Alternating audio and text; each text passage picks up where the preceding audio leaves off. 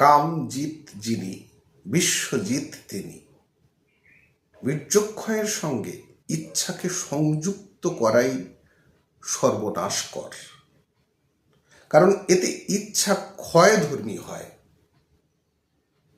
ক্ষয়ের মাত্রা অধিক থেকে অধিকতর হতে হতে পরিশেষে ব্যক্তিকে ক্ষয়িত এবং নিঃশেষিত করে। ইচ্ছা ব্যক্তির নিয়ন্ত্রণাধীন থাকে না। ব্যক্তি অচিরেই কদভ্যাসের দাস হয়ে পড়ে।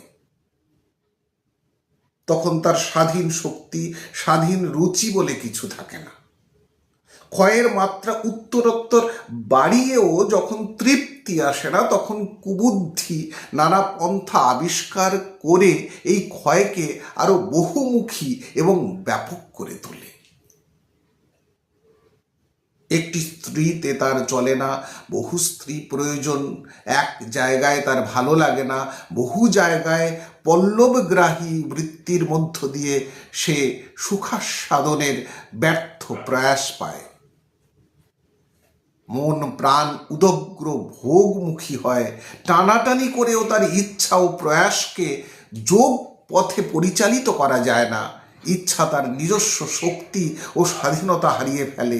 ইচ্ছাপূর্বক বীর্যক্ষয়ের এটাই সবচেয়ে বড় লোকসান।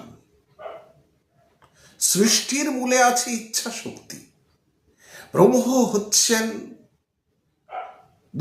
ব্রহ্ম বহু হবেন ইচ্ছা করলেন।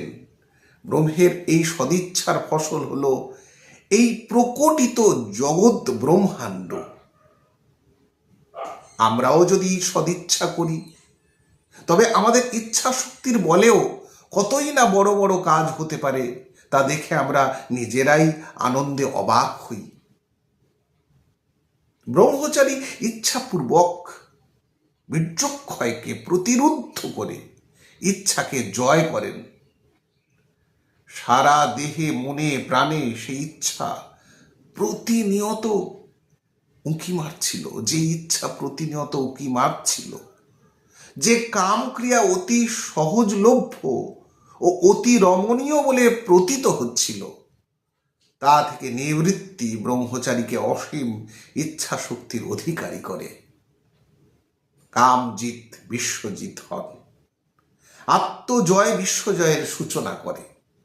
পাঠ করলাম, কামজিৎ যিনি, বিশ্বজিৎ তিনি। গীতা প্রেস থেকে